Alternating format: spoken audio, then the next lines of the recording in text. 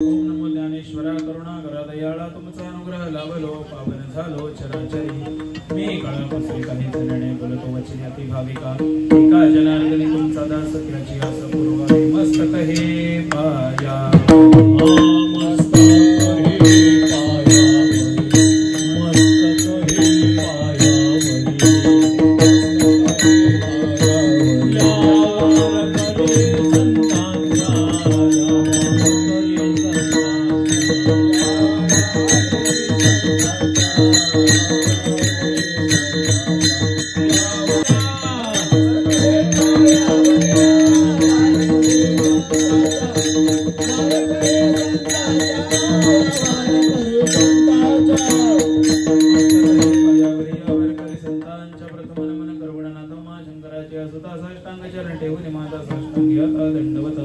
दुसरे बंधू शारदा चतुराननाची आत्मजावाज सिद्धी विजय सहजा तिच्या चरणी माझा दंडवत आता बंधू देव ब्राह्मण ज्यांचे पुण्य पावन प्रसन्न होती श्रोते जण तया माझे दंडवत आता नमो रंग भूमिका कीर्तने वे होती लोका ताळ मृदंग श्रोते देखा तया माझे दंडवत ऐसे नमन करुणी सकळा हरिकथा बोले बोबड्या बोला अज्ञानी म्हणून आपुलिया बाळा चालवी सगळा म्हणे विठ्ठल ठल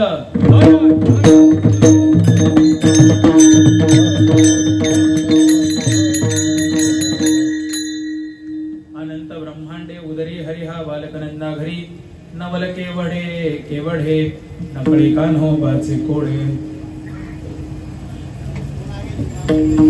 विश्वामाजी एकमेव असा अद्वितीय संप्रदाय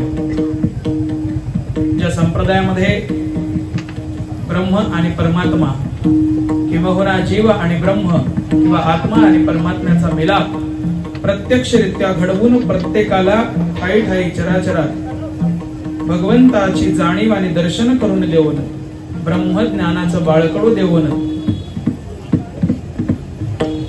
ज्यांनी या संप्रदायाची निर्मिती केली, ज्यांनी भगवत भक्तांच्या आदर्शाच्या फौजेची सेनेची म्हणजेच वीर विठ्ठलाचे गाढे या सैन्याची निर्मिती केली, त्या सैन्याचे सेनापती किंबहुना संप्रदायाला बऱ्याच प्रकारचं साहित्य विविध अंगांनी नटलेलं ज्यांनी प्रदान केलं ते आपण सर्वांचे लाडके विश्वमौली जगद्गुरु जगद्वंदनीय तुकाराम महाराज यांचा हा चार चरणांचा अभंग आहे। या अभंगामध्ये महाराज वर्णन करतात की अनंत ब्रह्मांडे उदरी, ज्याच्या उदरामध्ये अनंत ब्रह्मांड स्थिरावलेली आहे।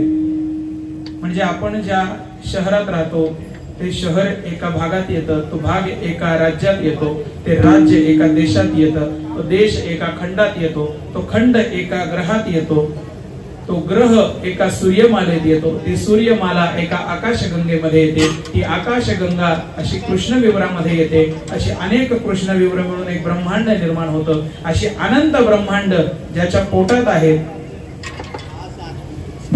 तो हरी, तो परमात्मा, तो परमावतार साक्षात श्री कृष्णाच्या रूपाने तो हरी नंदाच्या घरी गोकुळामध्ये बालक स्वरूपामध्ये जन्माला आलेला आहे किंवा बालक स्वरूपामध्ये लीला करीत आहे। अनंत ब्रह्मांडे उदरी हरी हा बालक नंदा घरी नवल केवढे केवढे नकळे कान्होबाचे कोडे। आता उदाहरणार्थ एखादा माणूस 7 ते 8 फुटांचा जरी झाला तरी सुद्धा त्याला या मंडपात येता क्षणी विशेष महत्व दिले जातं किंबहुना त्याच्या शरीराला विशेष अशी जागा द्यावी लागते। कुशीमध्ये कोंबडीचं पिल्लू नेणं आणि त्याच बरोबर गरुडाला नेणं याच्यामध्ये फरक आहे। 1 किलो टमाटे नेणं आणि गोणीभर भोपळा नेणं याच्यामध्ये फरक आहे। अगदी त्याच प्रकारे ज्याच्या उदरात अनंत ब्रह्मांड स्थिरावलेले आहे तो बालक रूपामध्ये कसा काय येऊन नंदाच्या घरात लीला करतो हे नवल आम्हाला समजण्यास फार कठीण आहे आणि हे कोड काही सुटत नाही। परंतु भगवंताला विनंती आहे का कमीत कमी आजच्या काल्याच्या कीर्तनामध्ये हे कोड सुटण्यासाठी मदत करावी। म्हणून नवल केवढे केवढे न कळे कान्होबाचे कोडे। पृथ्वी जेने तृप्त केली यशोदा त्यासी भोजन घाली. ज्या वेळेला त्रिखंडाचा स्वामी महादेव ब्रह्मांडाची रचना करतो आणि ती रचना करण्याचं कार्य सुद्धा ब्रह्मदेवाकडे देऊन पालन करण्याचं काम श्रीहरी विष्णूंकडे देतो आणि चराचरामध्ये एकही जीव उपाशी न राहता विहित कर्माप्रमाणे त्याचं उदरभरण झालं पाहिजे ही तरतूद महाविष्णू करतात. परंतु जगाचं पोट भरणारा जो विष्णू आहे तो परमावतार, तो योगावतार नंदाच्या घरी बालक रूपाने आलाय आणि त्याला भोजन यशोदा माता घालते, किंबहुना त्याचं पोट यशोदा माता भरते. आणि हे कोड सुटत नसल्या कारणाने नवल केवढे केवढे न कळे कान्होबाचे कोडे. समग्र पृथ्वीचं उदरभरण करणाऱ्या भगवंताचं पोट हे माता यशोदा आपल्या हाताने घास भरवून भरीत आहे. विश्वव्यापक कमळापती समग्र ब्रह्मांड भरून उरलेला आहे, चराचरात भरून उरलेला आहे. आणि रत्नाकर म्हणजे समुद्राची कन्या कमला, जिचं नाव आहे माता लक्ष्मी, अशा कमलेचा पती, अशा लक्ष्मीचा पती विश्वव्यापक आहे, कमलेचा पती आहे. परंतु एवढी महती असून सुद्धा या गवळणीच्या कडेवरून त्या गवळणीच्या कडेवरती त्याला खेळवलं जातंय. विश्वव्यापक कमलापती त्याची गवळणी कडिये घेती. आणि हेही नवल समजत नसल्या कारणाने नवल केवढे केवढे न कळे कान्होबाचे कोडे. परंतु तिथंच महाराज वर्णन करतात, तुका म्हणे नटधारी भोग भोगुनी ब्रह्मचारी. चराचर विश्वामध्ये व्यापून उरलेला आहे. चराचर जीवसृष्टीतल्या प्रत्येक जीवावर कल्याण करून स्वतः कर्तुम अकर्तुम अन्यथा कर्तुम म्हणून राहिलेला आहे. असा तो जो परमात्मा आहे तो नटधारी आहे. तो अनेक रूप घेतो, अनेक प्रसंगामध्ये अनेकविध प्रकारे येऊन उपस्थित राहतो. किंबहुना असे रूप नाहीत जी भगवंताने घेतली नाही, किंवा असे अवतार नाहीत जे भगवंताचे झाले नाही, किंवा अशी संधी नाही अवतार घेण्याची जी भगवंताने सोडलेली नाही. प्रत्येक ठिकाणी भगवंतच व्यापून उरलेला आहे, प्रत्येक स्वरूप भगवंताचंच आहे. म्हणून तुका म्हणे नटधारी आणि भोग भोगुनी ब्रह्मचारी. सगळं करूनही कृष्ण नीतीचा अवलंब करून, काही प्रकारे षडयंत्र करून, काही प्रकारे दुष्टांना ताडण करून, काही ठिकाणी नालायकांचा वध करून सुद्धा तो पूजनीय आहे, तो परमात्मा आहे. म्हणजे हत्या केली जर कोणी तर त्याला शिक्षा होते, त्याला माणसं मान सन्मान देत नाहीत. परंतु दुष्टांचा वध करून सुद्धा हा पूजनीय आहे. मनुष्य रूपात अवतार घेऊन चरित्र करून सुद्धा पूजनीय आहे. प्रत्येक चराचरामध्ये प्रत्येक जीव परमात्म्यात स्थिरावून सुद्धा हा पूजनीय आहे. म्हणून भोग भोगुनी ब्रह्मचारी. कारण पूजा कोणाची होते? ज्याच्या आचरणामध्ये ब्रह्म असेल, ज्याच्या वागणीत ब्रह्मतत्वाचं दर्शन होत असेल, अशा ब्राह्मणाची पूजा केली जाते. म्हणून सर्व भोग भोगुनी ब्रह्मचारी. आणि हेही कोड समजत नसल्या कारणाने आता भगवंता कृपा करा आणि आशीर्वाद द्या, बुद्धी द्या, का कोड सुटलं पाहिजे. नवल केवढे केवढे न कळे कान्होबाचे कोडे. विठ्ठल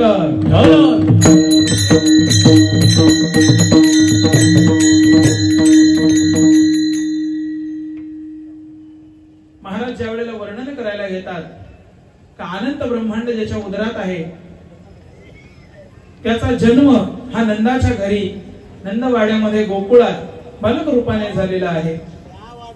पृथ्वीवरती एवढं पाप माजलं तो काळ होता की मुष्टिक, चाणूर, कंस नावाच्या दैत्यांनी संबंध पृथ्वीवरती त्राहिमाम माजवलेला होता.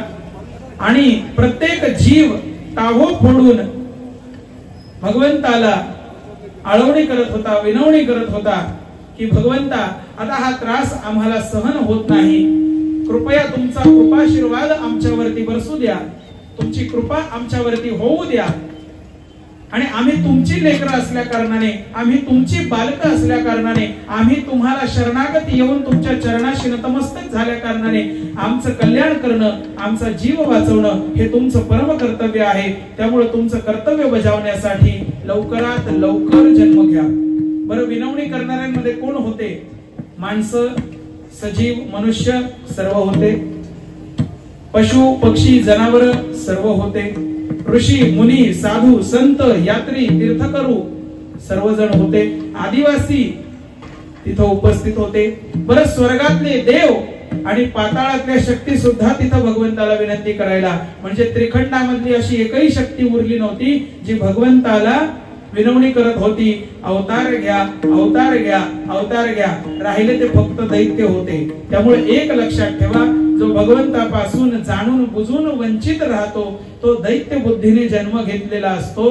त्यामुळे त्याच्या नादाला जास्त न लागता भगवंताच्या चरणाशी एकनिष्ठ जर झालं तर भगवंत कृपा करतात आणि दैत्य कुळामध्ये सुद्धा प्रल्हादासारखे जन्माला येतात, दैत्य कुळामध्ये सुद्धा बळीसारखे जन्माला येतात. कितीही काही झालं तरी इडापिडा टळू दे आणि बळीच राज्य येऊ दे असं म्हटल्याशिवाय आपले शुभ प्रसंग तडीस जात नाहीत किंवा पूर्ण होत नाहीत. त्यामुळे राक्षस कुळात येऊन सुद्धा त्यांच्यावर भगवंताची कृपा असल्या कारणाने ते भगवंताच्या सेवेत लागतात. त्यामुळं काही केस अशा असतात ज्या डॉक्टरने न हाताळता एमडीने हाताळल्या पाहिजेत आणि काही केस अशा असतात डॉक्टरने हाताळू नये, एमडीने हाताळू नये, जगात कुणीच तिच्याकडे पाहू नये, तिला नियतीच ठीक करते. आता उदाहरणार्थ कोमात गेलेला माणूस, याला डॉक्टर जास्तीत जास्त सलाईन लावू शकतात, व्हेंटिलेटर लावू शकतात, गोळ्या औषध देऊ शकतात, तेही काही तो खात नाही. जास्तीत जास्त तुम्ही त्याला चांगल्या गादीवर झोपवाल, एसीत ठेवाल, आयसीयूत ठेवाल, परंतु त्याला जागा करू शकाल का? त्याचं उठणं त्याच्यावरच आहे, किंबहुना त्याच्याहूनही जास्त त्याला उठवण्याची जबाबदारी ही भगवंतावर आहे. कारण आज कितीही अलार्म लावले तरी सुद्धा आपण उठलो नसतो, कारण आपण उठलोय, आपल्यावरती भगवंताची कृपा आहे. माणसाकडे झोपण्याला पर्याय आहेत, उठण्याला पर्याय नाही. कितीही गजर लावा, माणूस त्याची झोप झाल्याशिवाय किंवा त्याची उठण्याची वेळ झाल्याशिवाय उठत नाही. म्हणून कितीही साधू संतांचा उपदेश झाला, कितीही आई वडिलांनी सांगितलं, कितीही समाजाने हिणवलं तरी सुद्धा भगवत भक्तीला न लागता जेव्हा त्याची वेळ येईल, जेव्हा त्याच्यावर अनुकंपा होईल, जेव्हा त्याला सद्बुद्धी येईल, किंबहुना जेव्हा भगवंताची कृपा होईल त्यावेळेला तो भजनाला आल्याशिवाय राहणार नाही. त्यामुळे सर्वांना रिमाइंड देणं आपलं काम आहे, जबरदस्ती करणं नाही. कारण कृपा करणं केवळ भगवंताच्या हातात आहे, आपल्या हातात नाही. विठ्ठल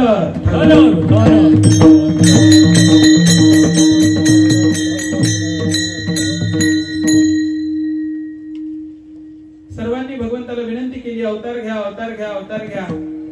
पृथ्वीने सुद्धा गायीच्या रूपात येऊन हंबरडा फोडला आणि ज्या ज्या वेळेला गोमातेवरती अन्याय होतो, ज्या ज्या वेळेला गोमाता दुःखात असते, त्या त्या वेळेला पापाचार माजलेला प्रत्यातीत होत असतो आणि तो पापाचार माजलाय म्हणून, तो पापाचाराचा घडा भरलाय म्हणून भगवंत अवतार घेण्यासाठी प्रकट होत असतो. आता तुम्ही म्हणाल पृथ्वी ही गायीच्या रूपात येऊन हंबरडा कशी फोडू शकते? कारण पृथ्वीवर तर आपण राहतो. अशा अनंत शक्ती आहेत की ज्यांना स्थिर स्थावर राहून सुद्धा विशिष्ट अवतारात जाऊन कार्य करण्याची कला असते. आता जर काहींनी चरित्र पाहिलं, नवनाथ ग्रंथ वाचला असेल तर मच्छिंद्रनाथ महाराजांनी स्वतःच देह बाजूला ठेवून एका राजाच्या देहात जाऊन लीला केली. साईबाबांचं चरित्र जर माहित असेल तर बायजाबाईच्या बाजूला देह ठेवून साईबाबा हे स्वर्ग फिरून आलेले होते.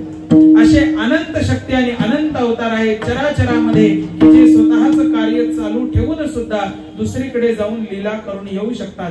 साक्षात दत्तगुरु यांना एकाच दिवशी 17 ठिकाणी भोजनाचं आमंत्रण असताना गुरुचरित्रामध्ये याचा उल्लेख आहे, किंवा दत्तचरित्रामध्ये दत्तलीलेत याचा उल्लेख आहे की मठातही महाराज उपस्थित होते, सेवेकऱ्यांसोबतही महाराज भोजन ग्रहण करत होते आणि ज्यांनी ज्यांनी निमंत्रण दिली होती त्यांच्याही घरात महाराज उपस्थित होते.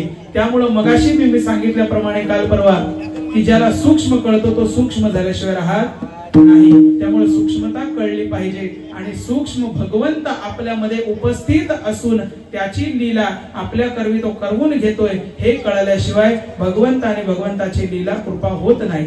त्या भगवंताला प्रत्येक जण विनंती करत होता की अवतार घ्या अवतार घ्या अवतार घ्या.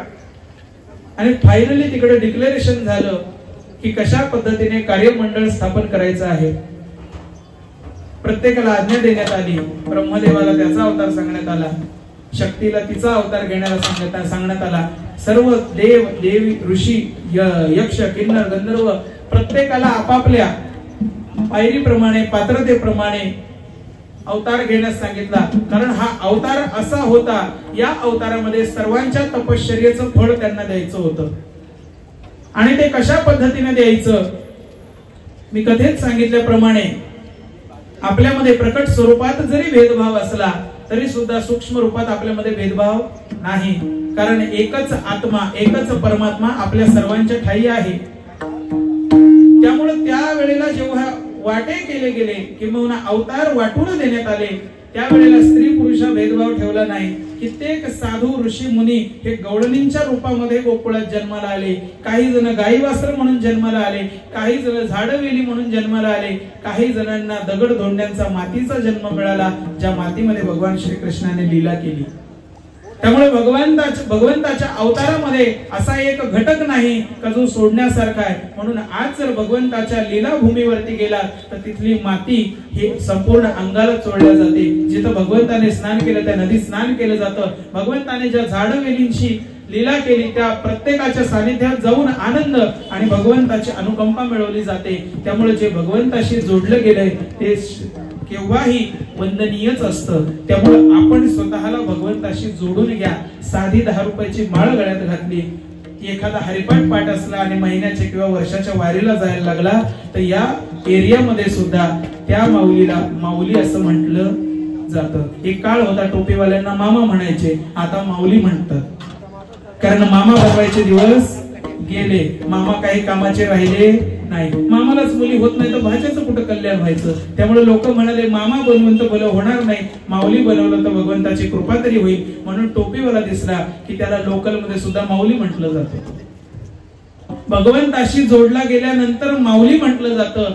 घरात आई जर कुटील असेल, बाप जर कुटील असेल तर पोटची पोरं सुद्धा त्यांना प्रेमाने आई बाप म्हणून हाक मारत नाही. आणि साधा भगवंताशी संबंध जोडला तर चराचरामध्ये अनोळखी माणूस सुद्धा तुम्हाला माऊली म्हटल्याशिवाय राहत नाही. या वेशामध्ये जर बाहेर फिरायला तर कोणीही तुम्हाला नमस्कार करेल. काही माणसं हौशी असतात, काही माणसं नवशी असतात, काही माणसं गौशी असतात. कोणाला पाहून आश्चर्य वाटतं, कोणाला पाहून भीती वाटते, कोणाला कुतूहल वाटतं, कोणाला जिज्ञासा वाटते, कोणाला आदर वाटतो तर कोणाला प्रेम वाटतं. कोणाला तरी वाटतं की आपली संस्कृती जपणारं कोणीतरी आहे, वा फार आनंद झाला. कोणाला कुतूहल वाटतंय, हा काय प्रकार आहे, एसी लोकल मध्ये फर्स्ट क्लास मध्ये हे काय फिरतंय. कोणाला राग येतो, काय आहे ते तंत्रज्ञानाच्या टेक्नॉलॉजीच्या जमान्यामध्ये हे काय चाललंय. कोणाला प्रेम जडतं, वा काय स्वरूप आहे माझं, भगवंत सुद्धा असाच दिसत असेल. अशा विविध प्रकारचे लोक आपल्याला भेटतात.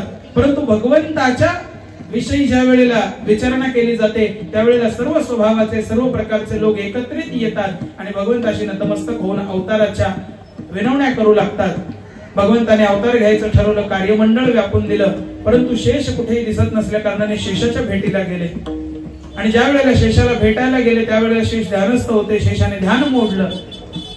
भगवंताने विनंती केली, शेषा, अरे तुझ्याशिवाय माझा अवतार कसा काय पूर्ण असेल, ती लीला कशी काय पूर्ण होईल, चल बरं माझ्यासोबत, तुला अवतार घ्यावाच लागेल. त्यावेळेला शेष म्हणाले, बाबा या वेळेला तरी मला माफ करा, जमणार नाही. एखाद्याचं शेत आपण कोळपलं, नांगरलं, पेरणी करून दिली म्हणजे उक्त घेतलं, जास्त वर्णन करायची गरज नाही. आणि समजा उक्त घेता घेता त्यांना असा काही त्रास दिला का त्या शेती नको, त्या शेतीचा फायदाही नको, त्या शेतीचा पैसाही नको, भीक नको, पण पुत्र आवर अशी परिस्थिती आली. आणि पुढच्या बागायच्या मोसमला ज्या वेळेला तो आला त्यावेळेला आपण म्हणतो तुझा पेरू तुलाच ठेव, तुझं डाळिंब तुलाच ठेव आणि तुझा कांदा तुझ्याच भाजीत चिरून घाल, मला या वेळेला काही बोलवू नको. अगदी त्याच प्रकारे शेष म्हणाले का मागच्या अवतारामध्ये 14 वर्षी उपाशी राहून तुमची सेवा केली, ती काही कमी झाली का, आणि देहाला एवढे ताण झाले का आता मला योग निद्रेशिवाय पर्याय नाही, त्यामुळे मी ध्यानस्थ आहे, या अवताराला मला कृपया बोलवू नका. परंतु भगवंतांनी जिव्हाळ्याच्या संबंधाने समजावलं. ये हृदयचे ते हृदय बंध जाणवल्यानंतर शेषालाही लीला कळली का आपण आणि परमात्मा यांच्यात भेद नाही, आपल्याशिवाय परमात्मा नाही, परमात्म्याशिवाय आपण नाही. आणि शेष अवतार घेण्यासाठी तयार झाले. आदिमाया योग मायेला अगोदर सांगितल्याप्रमाणे तिचा जन्म हा नंदाच्या घरी होणार होता आणि भगवान श्रीकृष्णांचा जन्म हा वसुदेव आणि देवकी यांच्या पोटी होणार होता. देवकी ही कंसाची भगिनी आणि कंस इतका मातला होता, इतका मातला होता, त्यावेळेला जो अनाचार पापाचार पृथ्वीवर घडत होता जे सर्व असुर दैत्य दानव लोकांना त्रास देत होते, धर्म कार्य करणाऱ्या ऋषींच्या आश्रमात जाऊन त्यांना ताडण करून त्यांच्या धर्म कार्यात विघ्न आणत होते, त्या सर्व नालायकांचा पुढारी हा कंस त्यावेळेला झालेला होता. आणि बऱ्याच वेळेला जो नालायकांचा पुढारी असतो ना, तो आपल्याला सगळ्यात चांगला वाटत असतो, परंतु तो जितका चांगला, म्हणतात ना जितका जमिनीच्या वर आहे तितका जमिनीच्या खाली आहे. त्यामुळे तो जितका चांगला वागतो, काही काही माणसं खूप पांढरे कपडे घालतात परंतु आयुष्यात एकही पांढरं काम करत नाही. काही काही माणसांच्या कॉलर खूप कडक असतात परंतु कॉलर टाईट राहण्यासारखं काम त्यांच्या आयुष्यात कधीच घडत नाही. काही काही माणसं खूप गोड बोलत असतात, साखरेपेक्षाही गोड, परंतु दुसऱ्याच्या आयुष्यामध्ये कडूपणा पेरल्याशिवाय राहत नाही. अशी बरीच मंडळी आहे. तुम्ही असं समजू नका की आमच्यात नाहीत म्हणून, आमच्यातही बरेच आहे. बघू आज कसे कीर्तन होतंय म्हणणारे, बघू हे भजनच कसे करतात असे म्हणणारे महाराज पण खूप आहेत. प्रत्येक ठिकाणी भेद आणि विकारांनी जडलेली मंडळी आहेत, परंतु त्यांच्याकडे लक्ष न देता भगवंताच्या चरणाशी एकनिष्ठ राहून आपुला तो एक देव करून घ्यावा आणि त्याच्याही पलीकडे जाऊन संतांची संगती मनोमार्गे गती, वैष्णवा संगती सुख वाटे जीवा. बाकी वैष्णव माझ्या बरोबर असला कितीही नालायक असू द्या, मला काहीही फरक पडत नाही. किंवा साधू संतांच्या संगतीपेक्षाही भगवत नामस्मरणाची संगत अशी आहे का स्वर नाही लागला तरी चालतो, ध्यान नाही लागलं तरी चालतं, ताल नसला तरी चालतो, कीर्तनाचा मंडप नसला तरी चालतो, माईक नसला तरी चालतो. वाळवंटामध्ये ज्या वेळेला फिरतो आपण, पूर्वी मी लहान होतो तेव्हा, एवढा होतो तेव्हा आम्ही कीर्तन करायचो, असा वायर दोरीला माईक लटकवलेला असायचा, एखाद्या वायरीवरनं माईक सोडलेला असायचा आणि वाऱ्यानं तो माईक हलायचा, कोणाला त्या माईकची पर्वा नसायची. आणि अशा पद्धतीने वाळवंटात कीर्तन व्हायची. जवळजवळ ही 14-15 वर्षापूर्वीची गोष्ट आहे. आणि आता टेक्नॉलॉजी अशी आलेली आहे का कीर्तन लाईव्ह रेकॉर्ड होतात. दुबईत चाललेला कीर्तनाचा सप्ताह मुंबईत दिसतो आणि मुंबईत चाललेला कीर्तनाचा सप्ताह हा अमेरिकेत दिसतो. आता अमेरिकेमध्ये किती भगवंताला मानणारे लोक आहे हा विषय त्यांचा, परंतु जे भगवंताला मानतात आणि भगवंताशी एकनिष्ठ असतात त्यांच्याच संगतीत आनंद आहे आणि त्यांच्याच संगतीत राहिल्याने खरा आयुष्याचा अर्थ आहे आणि तेव्हाच भगवंताची कृपा होते. सर्वांना अवतारांचं कार्य सांगितलं आणि कंस हा नालायक दैत्यांचा पुढारी होता. इतका पाप माजवलं होतं, इतका अन्याय केला होता का स्वतःच्या वडिलांना राज्य गादीवरनं हाकलून बाजूला काढून स्वतः बिना राज्याभिषेकाचा राज्य झाला होता. म्हणजे काही लोकांना सवय असते, कसलं इलेक्शन नाही कसलं काय, मीच सरपंच तुम्हीच पंच, मांडा मंच. माझं बोलणं कळलं का? मीच सरपंच तुम्हीच पंच, मांडा मंच.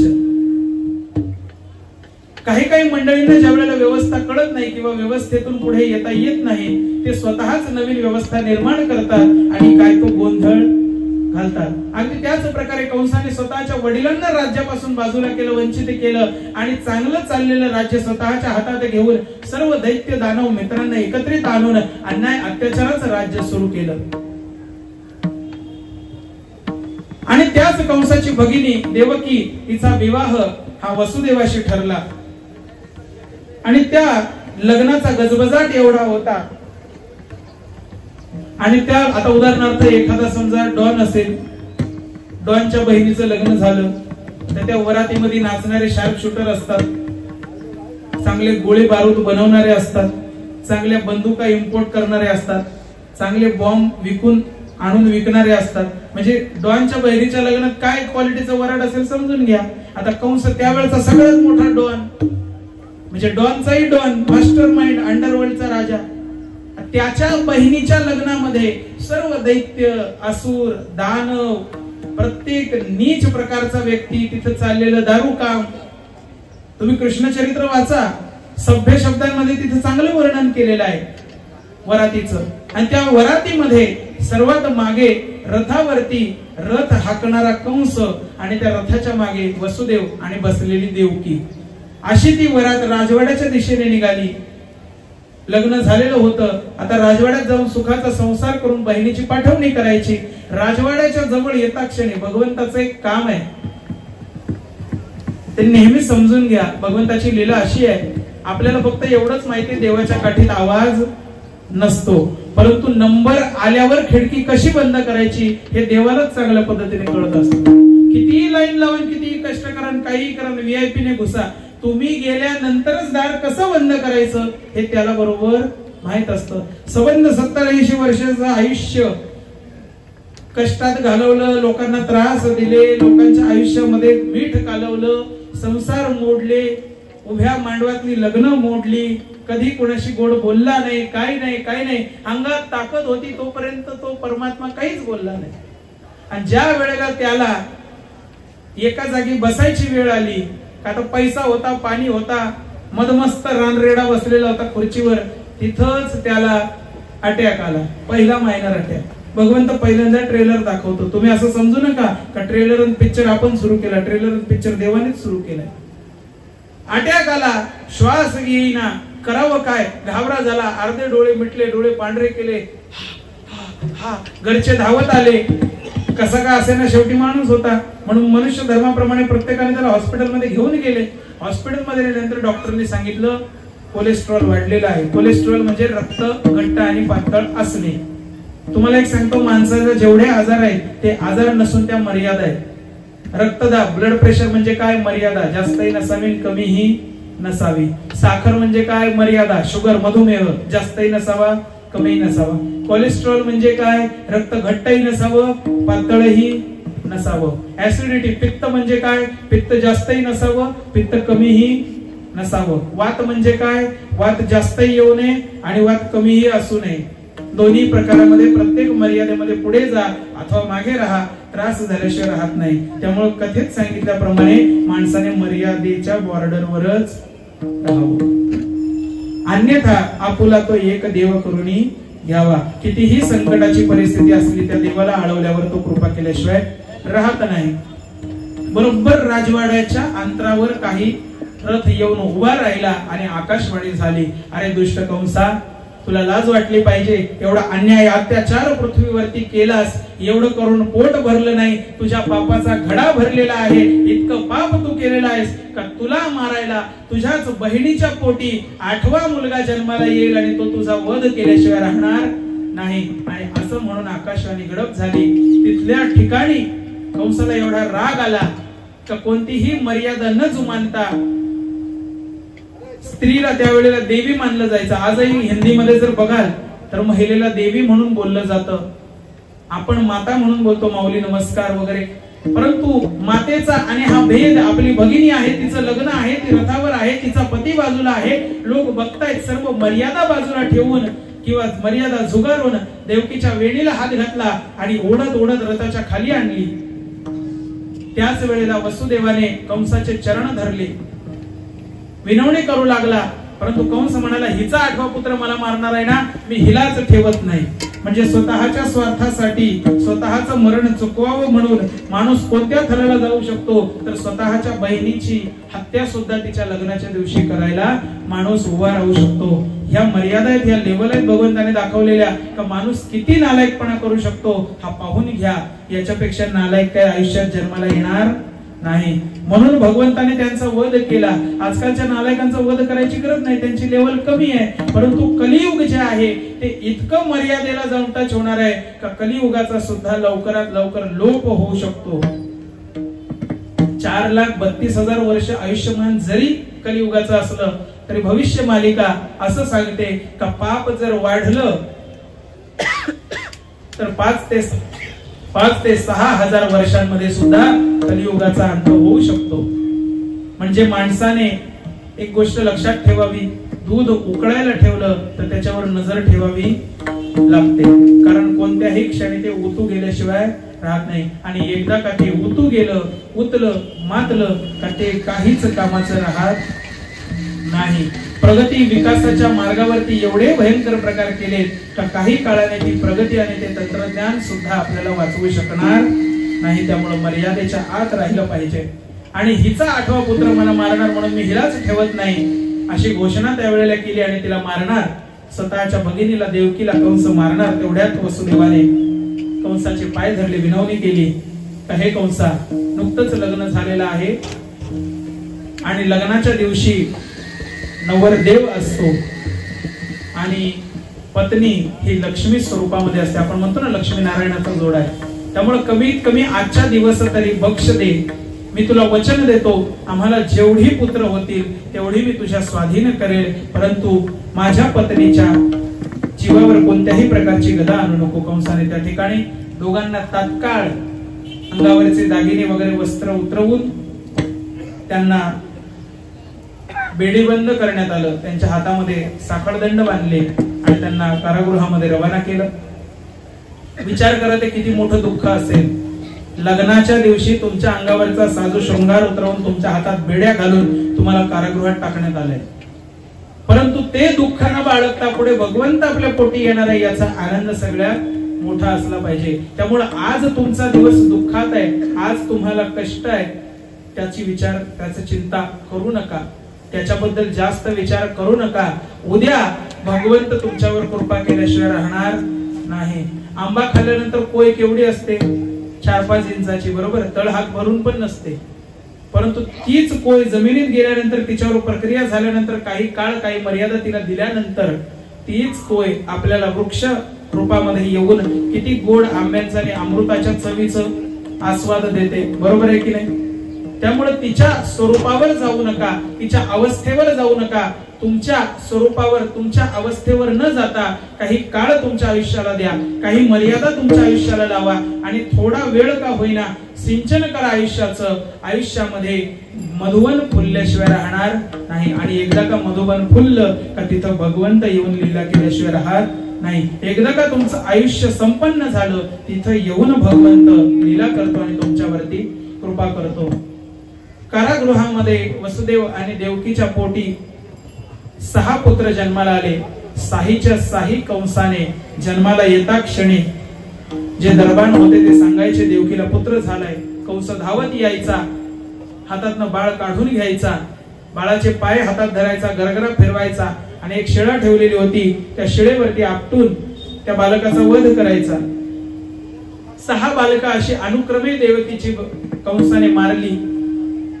भगवंताच्या लीलेमुळे 7वा जो होता तो 7 महिने ते 8 महिने देवकीच्या उदरात राहिला.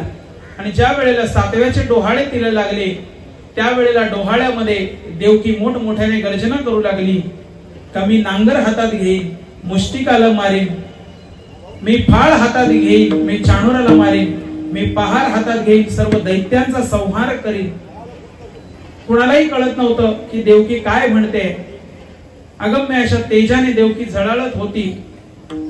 परंतु 7व्या-8व्या महिन्यातच भगवंताची लीला अशी झाली का देवकीचा तो गर्भ झिरला आणि तो तसाच्या तसा इथे वसुदेवाची पत्नी रोहिणी ही जी नंदाच्या घरात वास्तव्य करत होती तिच्या उदरात येऊन प्रकट झाला.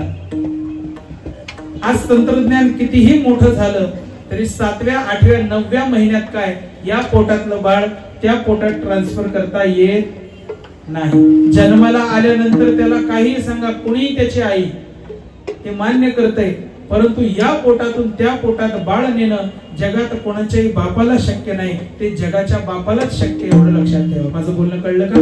विठ्ठल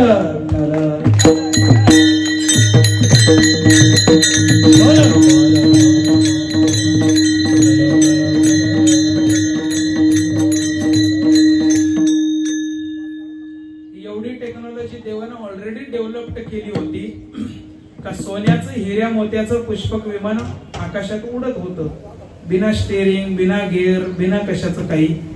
परंतु माणसाने देवाचं तंत्रज्ञान झुगारून स्वतःच स्वार्थ ज्ञान बाहेर आणलं आणि देवाला मी मानत नाही, मीच काय तो श्रेष्ठ, मीच काय तो उंटावरचा शहाणा. त्यामुळे माणसाला उंटा बरोबर वाळवंटात फिरावं लागलं. माझं बोलणं कळलं का? म्हणजे देवाने तुम्हाला सर्व सुख सोयी सुविधा दिल्या होत्या, परंतु देवाला अमान्य केल्यामुळे तुमचं आयुष्य आजही तुम्हाला शून्यापासून सुरुवात करावी लागते. नोकरी धंदा वगैरे बाप कितीही श्रेष्ठ असला तरी मुलाला शून्यापासूनच सुरुवात करायची.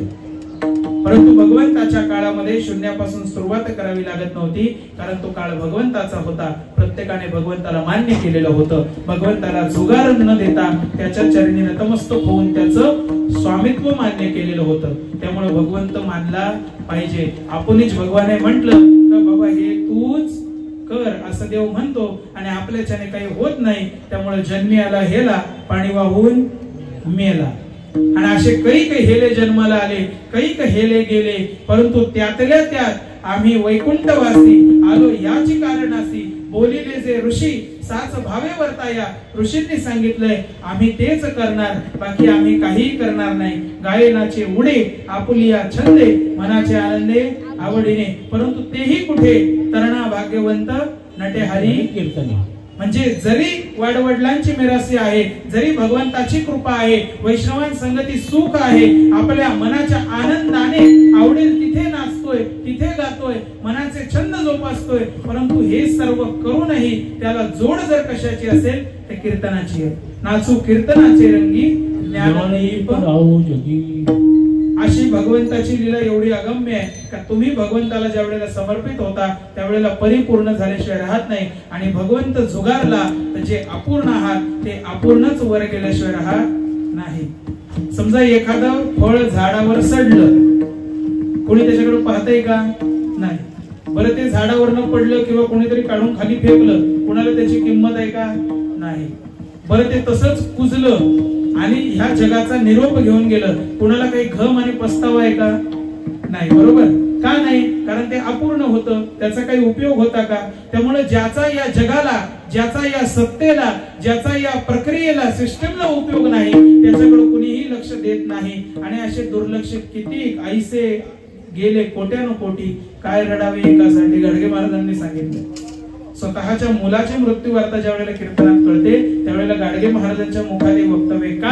कारण मी भगवंताच्या भजनात उभा आहे, पूर्ण पुरुषोत्तम परमात्मा, मी त्याच्या सेवेत असताना एखाद्या अपूर्णत्वाच्या मागे, एखाद्या जीवाच्या मागे मी का बरं लागावं? ऐसे गेले कोट्यानो कोटी, काय रडावे एकासाठी. गोपाला गोपाला देवकी नंदन गोपाला. त्यामुळे साधू संतांनी जे वर्णन केलं, साधू संतांनी जे वर्तन केलं, साधू संतांनी जे आयुष्यात सांगितलं ते आचरण करण्यामध्येच आपल्या आयुष्यामध्ये राम आहे हे लक्षात ठेवा. सातवा गर्भ जिरला, रोहिणीच्या पोटात गोकुळात नंदाच्या घरी गेला आणि 8व्या जन्माला यायचा त्यावेळेला डोहाळे लागले आणि प्रत्येकाला आपापल्या पाप कर्मांची प्रायश्चित्त आठवू लागली. जेवढे पृथ्वी तलावरती होते, जसा 8वा गर्भ राहिला प्रत्येकाला स्वतःच्या पाप कर्मांची प्रचिती येऊ लागली, प्रत्येकाला भीती वाटू लागली, काय होईल माहित नाही, वातावरण बदलत चाललेलं आहे, आपण एवढं प्रायश्चित्त केलं, एवढं पाप केलं, त्याचं प्रायश्चित्त कसं करणार? कितीही पापी आणि नालायक माणूस जरी असला ना तरी सुद्धा एक काळ असा येतो तो स्वतःबद्दल विचार करतो, चला मी तर आयुष्यामध्ये काहीच केलं नाही बाबा. चालत्या गाडीचे खिळे ओढले, उभे संसार मोडले, लोकांच्या आयुष्यामध्ये मीठ घातलं, उभे संसार पेटवले, उभी रानं जाळली आणि लोकांना त्रास देण्यावाचून मी काहीच केलं नाही, माझ्या आयुष्याचा अर्थ काय? हे कितीही नालायक माणूस असला तरी सुद्धा त्याला आठवल्याशिवाय राहत नाही. अशा वेळेला सर्व दैत्य असुर यांच्या मनात येऊ लागलं का आपण एवढं पाप केलं, ऋषी मुनींना त्रास दिला, पृथ्वीवरती गौ हत्या केली, गौमातेला त्रास दिला, निसर्ग नियतीच्या प्रक्रियेमध्ये भेसळ करून निसर्गाला सुद्धा हिणवला आणि त्रास दिला, आपल्याला काय प्रायश्चित्त मिळेल? सर्वजण घाबरू लागले. तिथे डोहाळे 8व्याचे देवकीला लागले. देवकी म्हणू लागली तर मी सुदर्शनाने प्रत्येकाचा घात करीन, ज्याने ज्याने धर्म कार्यामध्ये अडथळा आणला मी त्याचा वध करीन, मी कंसाचा वध करीन, मी मुष्टिक चाणुराला मारीन, मी गोकुळामध्ये लीला करीन, मी गोसेवेचा प्रकल्प हा चांगल्या पद्धतीने पुनर्स्थापित करीन, धर्म संस्थापनाचं कार्य हे व्यापकरित्या करून प्रत्येकाला धर्माशी एकनिष्ठ करून निसर्ग नियतीच्या जवळ आणीन. आणि असं वक्तव्य करता करता देवकीचा देह हा श्याम वर्णाने तेजाने झळकत होता. आणि त्याच वेळेला वसुदेव म्हणे अगं देवकी गप्प बस, कंसाने ऐकलं, कुणी जाऊन सांगितलं तर आपली काही धडगत नाही, आपल्याला मारल्याशिवाय, आपला वध केल्याशिवाय कंस राहणार नाही, त्यामुळे कृपया असं काही करू नकोस, असं काही बोलू नकोस. परंतु ते डोहाळे सरल्यानंतर ज्या वेळेला प्रसूत झाली, प्रसूती होताना तो जो काळ होता, पावसाळा चालू होता, अष्टमी तिथी जवळ आलेली होती, मध्यरात्रीच्या काळामध्ये भगवंताचा जन्म त्या ठिकाणी झाला. परत जन्म जो झाला तो अयोनी संभवे झाला, म्हणजे आपला जसा जन्म होतो तसा नाही. 8 वर्षाचं बालक देवकीच्या समोर पुढ्यात येऊन उभं राहिलं. शंख चक्र गदा कमल पुष्प पितांबर मुकुट माळा कुंडल हे घालून देवकीच्या समोर ज्या वेळेला कृष्ण उभा राहिला त्यावेळेला देवकीच्या डोळ्यात अश्रू येऊ लागले आणि देवकी म्हणाली, मला खूप आनंद झालाय का तू माझ्या पोटी माझा बालक म्हणून माझं बाळ म्हणून जन्म घेतलायस. परंतु अरे तुला कोण देवकीचा कृष्ण म्हणेल, तुला कोण देवकीचा पुत्र म्हणेल सांग बरं. 8 वर्षाचा म्हणून जन्माला आलास, प्रकट झालास, कुणी मान्य करेल का. तात्काळ त्यावेळेला भगवंत हे बालक स्वरूपामध्ये नवजात बालकाच्या स्वरूपात देवकीच्या मांडीवर खेळू लागले. एक लक्षात घ्या, आयुष्यामध्ये सर्वात मोठं दुःख जन्माला आल्या आल्या मातृछत्र हरपणं, आई आपल्यापासून दूर होणं. बरं, आई जवळ असून सुद्धा त्याहून मोठं दुःख की जे अमृत भगवंताने आपल्यासाठी पाठवलंय त्याचं प्राशन न करता येणं म्हणजे मातेचं दूध न मिळणं.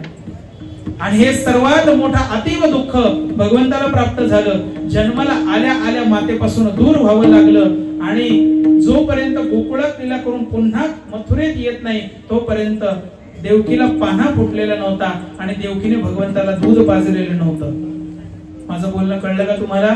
अतीव दुःख सहन करून सुद्धा परम पुरुषोत्तम परम योगावतार झाला, सर्वांसाठी भगवंत झाला. वसुदेवम सुतम देवम कंस चाणूर मर्दनम देवकी परमानंदम कृष्णम वंदे जगद्गुरु. वसुदेवाचा सूत आहे, वसुदेवम सुतम देवम. कंस चाणूर मर्दने कंस चाणूराला मारलेला आहे.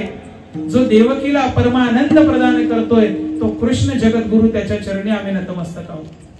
ज्याला आईचं सुख नाही मिळालं, ज्याला अमृताचं सुख नाही मिळालं, ज्याचं मातृछत्र हरपलं, पितृछत्र हरपलं, ज्याला आई वडिलांपासून वंचित राहावं लागलं, त्यांच्या प्रेमापासून सुखापासून वंचित राहावं लागलं, तो जगद्गुरु झाला. त्यामुळे तुमच्या आयुष्यामध्ये दुःख आहे, त्यामुळे तुमचं आयुष्य निरर्थक आहे अशी कल्पना केव्हाच करू नका. ज्या करवी तुमच्या आयुष्यामध्ये दुःख आहे त्याच्यानंतर आयुष्यामध्ये सुख येऊन तुम्ही सुद्धा पुरुषार्थ गाजवल्याशिवाय कर्तबगारी गाजवल्याशिवाय राहणार नाही. विठ्ठल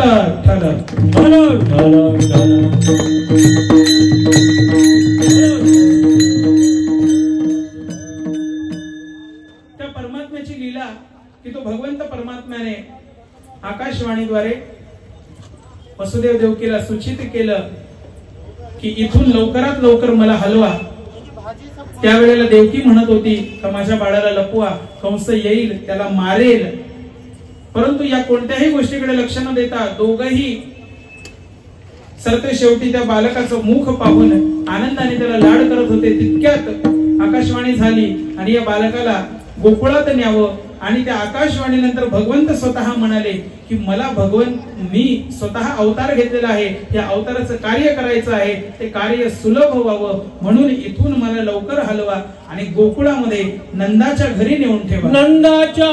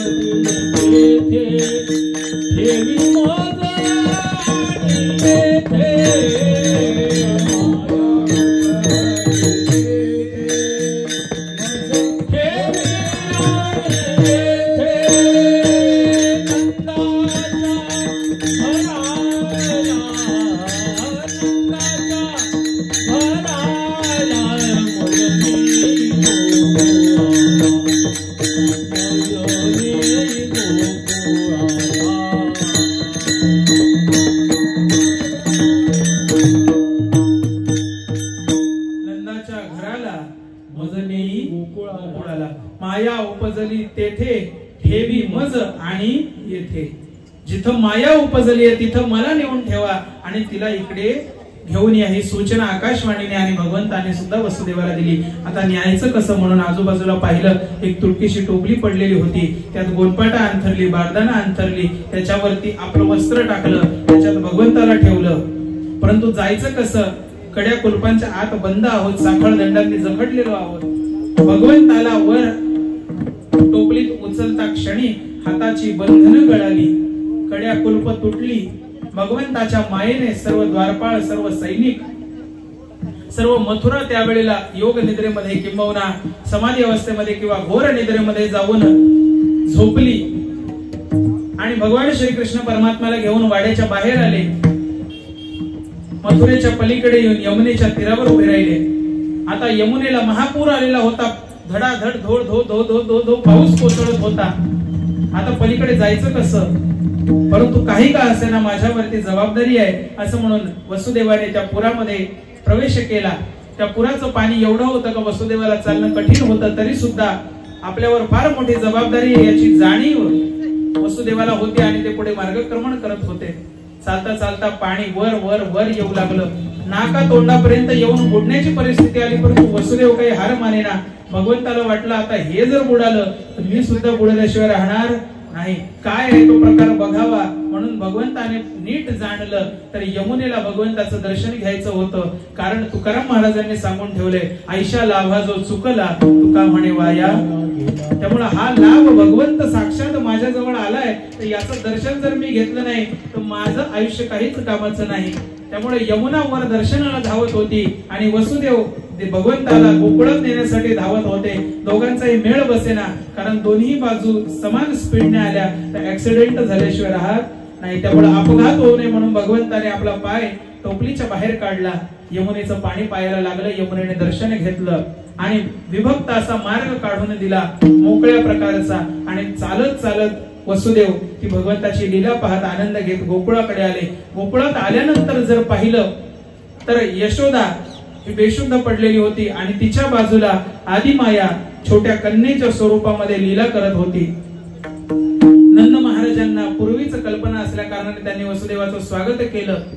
थेट यशोदेच्या अंतःपुरात महालात घेऊन गेले आणि तिकडे नेऊन पुढची विचारणा केली. वसुदेवाने सांगितलं की तुमची कन्या मला द्या, माझा पुत्र तुमच्याकडे राहील. नंदाने ओळखलं आणि वसुदेवाच्या हातामध्ये आदिमाया दिली आणि वसुदेवाच्या हातातला परब्रह्म परमात्मा देवकीच्या बाजूला ठेवला. त्यानंतर वसुदेव आदिमायेला घेऊन पुन्हा मथुरेत आले. मथुरेत आल्यानंतर जी आदिमाया आली तिने बोंबच मारायला सुरुवात केली. सगळी बोंबा बोंब त्या मथुरेमध्ये. आणि काय आहे, मातृशक्तीला एक विशिष्ट शक्ती प्राप्त आहे का त्यांनी बोंबा मारो अथवा न मारो, बोंबा मारून जो परिणाम होतो त्या निर्माण करू शकतात. हा मातृशक्तीमध्ये एक खूप विशिष्ट असा गुण आहे. म्हणजे त्यांनी कर्तुम अकर्तुम अन्यथा कर्तुम, त्यांनी काही करो अथवा न करो त्या काहीतरी केल्याशिवाय राहत नाही. परंतु ते वाईटच आहे असं नाही. रामायण जरी महिलेमुळे घडलं तरी सुद्धा त्याचे परिणाम, आचरण पद्धती, मर्यादा जगाला त्या स्त्रीमुळे कळल्या, हे लक्षात ठेवा. महाभारत जरी स्त्रीमुळे कळलं तरी सुद्धा पापाच्या अनाचाराच्या मर्यादा काय आणि भगवद्गीतेसारखं परमज्ञान हे त्या मातृशक्तीमुळे कळालं. किंबहुना हे चराचर ब्रह्मांड जे आहे त्या मातृशक्तीमुळेच आहे. तिचा गौरव आपण पदोपदी केला पाहिजे. म्हणून तिचं माऊली म्हणून स्मरण केलं पाहिजे. विठ्ठल.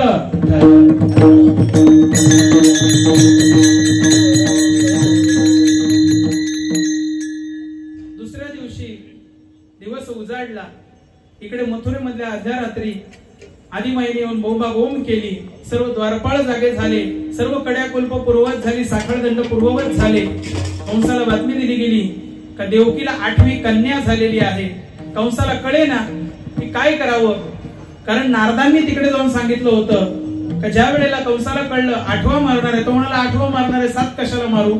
एवढा तरी चांगुलपणा कंसाच्या मनामध्ये स्थिर होता. परंतु पापाचा घडा भरवून याला लवकरात लवकर वर पाठवायचं होतं. त्यामुळे ब्रह्मर्षी नारदांनी येऊन कंसाची भेट घेतली. नारदाचा आदर सत्कार केल्यानंतर कंस म्हणाले, बोला देवर्षी, काय काम काढलं. देवर्षींनी झोळीतनं 8 सुपाऱ्या काढल्या. आदल्याच दिवशी आकाशवाणी झाल्या कारणाने दुसऱ्या दिवशीच्या दिसलेल्या 8 सुपाऱ्या कंसाला लगेच संकेत कळला. आणि त्यांनी देवर्षी नारदांनी सांगितलं, मोज बरं. त्याने इकडून मोजलं 1 2 3 4 5 6 7 8. बरं इकडून मोज 1 2 3 4 5 6 7 8. पण कुठूनही मोजलं तरी कोणतीही सुपारी 8वी येऊ शकते. त्यामुळे तू काही तुझ्या कर्माला चुकू नको अशा पद्धतीचा संदेश देऊन नारद तिथून अंतर्धान झाले आणि देवकीचे 6ही पुत्र मारून 7वा गर्भ वेरल्यामुळे कंसाला अपयश आलं. परंतु 8वी कन्या झालीये. 8वा मारणार आहे ना. स्त्री पुरुष भेद आपल्यात आहे, आत्म्यामध्ये नाही. तो आत्मा येऊन तर मारू शकतो. म्हणून 8वी कन्या का असेना किंवा काही का असेना तिला मारल्याशिवाय राहणार नाही या हेतूने कंस तिकडे कारागृहाजवळ गेला. कारागृहाजवळ गेल्यानंतर देवकी रडू लागली. देवकीला मोह होऊ लागला, कारण योगमायेचं आवरण होतं. देवकी रडू लागली की माझ्या बाळाला माझ्यापासून दूर करू नका. परंतु तिच्या हातातनं कंसाने ती कन्या हिसकावून घेतली. दोन्ही पाय त्या कन्येचे धरून तिला घराघरा फिरवून आपटणार तेवढ्यात ती त्या हातातनं गुप्त झाली. आकाशात जाऊन आकाशवाणी केली का हे दुष्ट कंसा, तुला मारणारा, तुझ्या पापाचा घडा भरल्यामुळे तुला ताडन करणारा, शासन करणारा 8वा परम पुरुषोत्तम भगवंत जन्माला येऊन गोकुळामध्ये लीला करायला सुरू सुद्धा झालेला आहे. हे ऐकून कंसाला घाम फुटला. जी आकाशात गेलेली आदिमाया होती ती त्या ठिकाणी विजेच्या स्वरूपात दर्शन देऊन विंध्य पर्वतावर जाऊन विंध्यवासिनी झाली. आजही जर गेलात तर विंध्यवासिनी मातेचं दर्शन तुम्हाला होईल. भगवान श्रीकृष्णाच्या लीलेशी विंध्यवासिनी मातेचा अशा पद्धतीचा संबंध आहे. बोल विंध्यवासिनी माता की जय.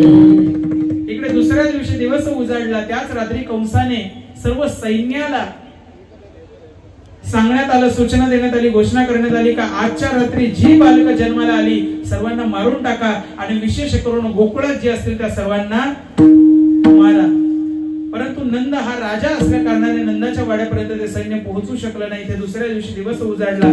सर्वांना आनंदाची बातमी मिळाली.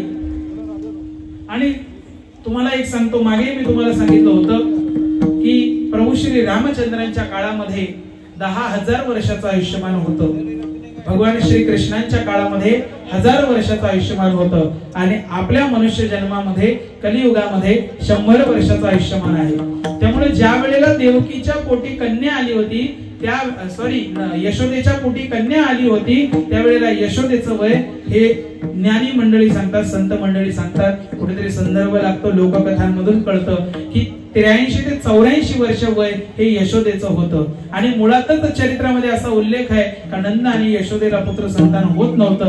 त्यांनी अनंत असे उपवास आली व्रत वैकल्य करून संतान प्राप्ती केली होती आणि त्यांच्या पोटी आदिमाया आणि विशेष अशी लीला करण्यासाठी भगवंत जन्माला आले होते. किती थोर पुण्य त्या नंद यशोदेचं आहे. बोल नंद महाराज की, यशोदा माता की.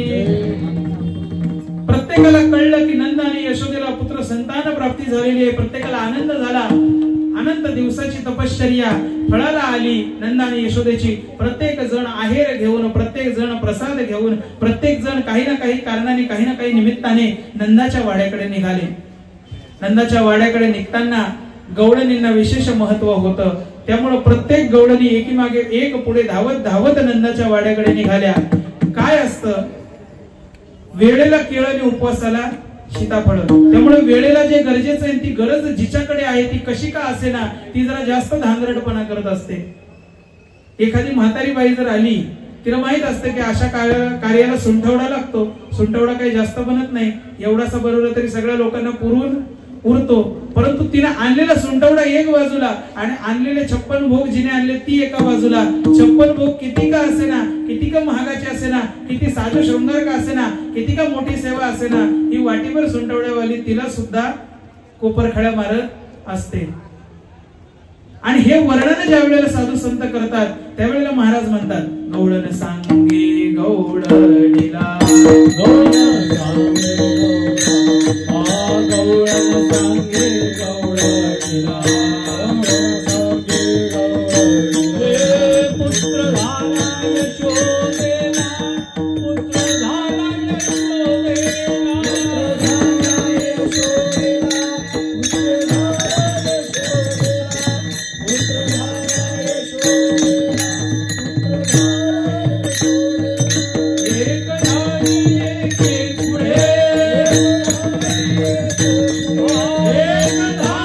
एक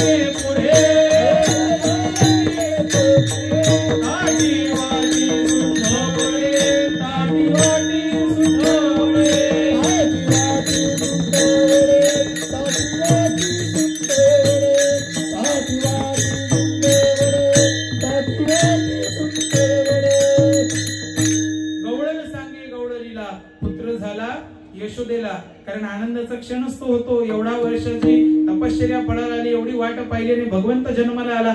पुत्र संतान प्राप्ती झाली. गौडन सांगे गौडणीला, पुत्र झाला यशोदेला. एक धावी एकी पुढे, एकमेकाला तोडवून एकमेकाला ढकलून धक्काबुक्की करून का होईना मी पुढे जाणार या अट्टाहासाने गौडणी धावू लागल्या. आणि हातात ताटात आहेर प्रसाद भोग वेगवेगळ्या प्रकारचे पदार्थ आणि सुंठवडा घेऊन जाऊ लागल्या. नंदाच्या वाड्याच्या दिशेने हा सर्व लोंढा चालला होता. तिकडे नंद महाराजांनी आलेल्या प्रत्येकाच्या स्वागताची तयारी केली. पुत्र संतान झाली म्हणून प्रत्येकाला विशेष अशा भेटवस्तू देण्याची तरतूद केली. आणि प्रत्येक जण ज्या वेळेला भगवंताचं दर्शन घेण्यासाठी त्या बालकाला पाहण्यासाठी नंदाच्या राजवाड्यावर आला त्यावेळेला प्रत्येकाच्या मुखामध्ये एकच वर्णन होतं, एकच वक्त होतं. नंद घरानंद भयो जय कन्हैया लाल की, नंद भयो जय कन्हैया लाल की, नंद घरानंद भयो जय कन्हैया लाल की, नंद घरानंद भयो जय कन्हैया लाल की, नंद घरानंद भयो जय कन्हैया लाल की, नंद घरानंद भयो जय कन्हैया लाल की. हरी दियो घोड़ा दिया और दियो पालकी, घोड़ा दिया और दियो पालकी, हरी दियो घोड़ा दिया और दियो पालकी, हरी दियो घोड़ा दिया और दियो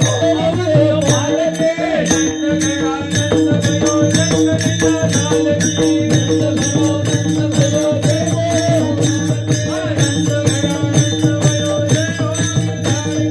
नंद घरानंद भयो जय कन्हैया लाल की, नंद घरानंद भयो जय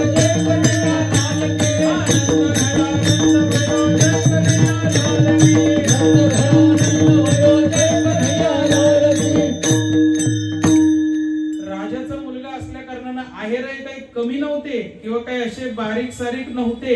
हाती दियो घोडा दियो और दियो पालकी, काय द्या? हत्ती द्या, घोडे द्या, पालखी द्या. का द्या?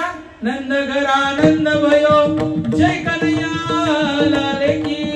आणि तिकडे प्रथा आहे उत्तरेमध्ये, जसं आपल्याकडे जन्माला आल्यानंतर छकुल्या, बाळा, बाबू अशी नावं ठेवली जातात, तसं तिकडे जन्माला आल्यानंतर प्रत्येक जण त्या बाळाला लाला असं म्हटलं जातं. नंद घर लाला जायो होय, नंद घर आनंद भयो होय. आनंद झाला, पुत्र झाला, लाला जन्माला आला. या पद्धतीचा आनंद प्रत्येक जण साजरा करू लागला. प्रत्येकाने वसुदेव देवकीची